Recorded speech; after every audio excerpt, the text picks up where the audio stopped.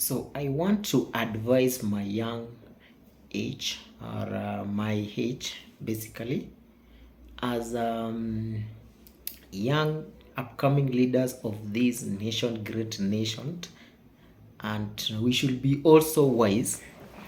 We should not compete with the old cars. We should not compete with the old people, right? Because old people, the way they are doing their own things is different and the way we do it. Remember, us, we got a new technology, the current revolution at this age, but them, they had their different revolution. So their way of approaching things is different with how we approach it, right? And because I'm a financial consultant, I like talking about finance, right? If you are within the age of 18 to 30, right? Don't have a pressure of getting rich, right, at this time, because look at your age variance. Look at your age variant with a person who drives a Mercedes Benz at the age of 55 years, right? So you have an age variance of 30 years, right? 30 years. And we know wealth, you cannot generate wealth overnight. It takes time. It's something that it accumulates. You must acquire several assets.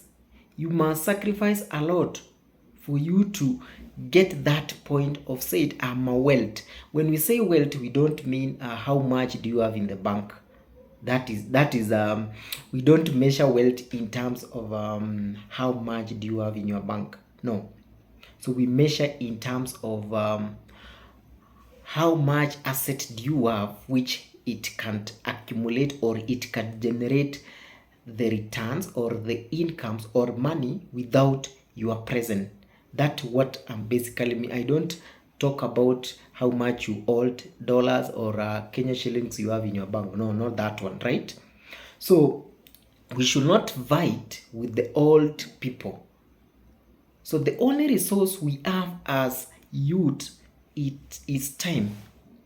So if we fight with the time, then we can now reduce that variant with these people, right? Because them, they have already had that time. So that's why they have accumulated what they have accumulated up to that point. But you want to fight with them, and then you have not utilized the current resources you have at the moment, which is time, right? I give you a good example. You have just graduated 1 year, 2 years, 3 months ago. You have got your first salary, right? Your first salary, you are being paid 25,000. This 25,000, if you deduct the income, the rent, the food stuff, all the transport, you realize that you remain with just 5,000 to save.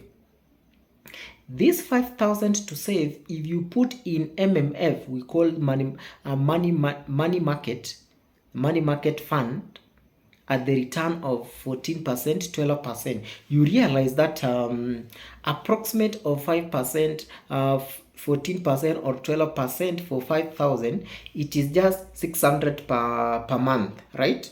600 per month. So that is the amount which your money can work for you. At the end of the month, you will be able to generate at least 600 shilling.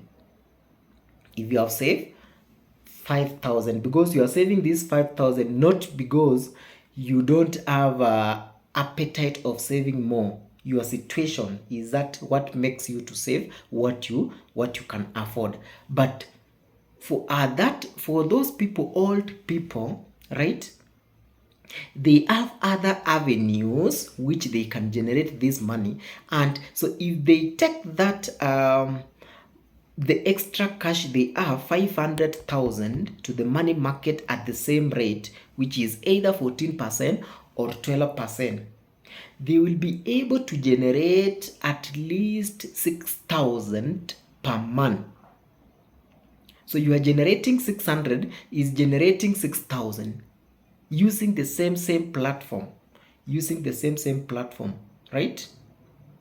So you can see here, we are fighting with the what? The variance. We are fighting with the differences. So we might be playing the same league, but at a different value. At a different value. So let's first identify what will bring value to us and what can we maximize at the moment, which is time.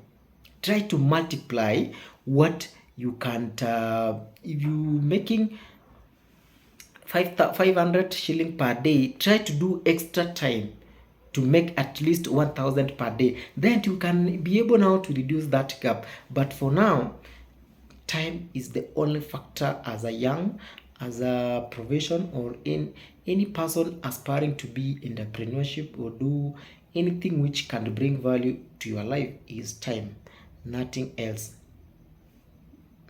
Bye bye.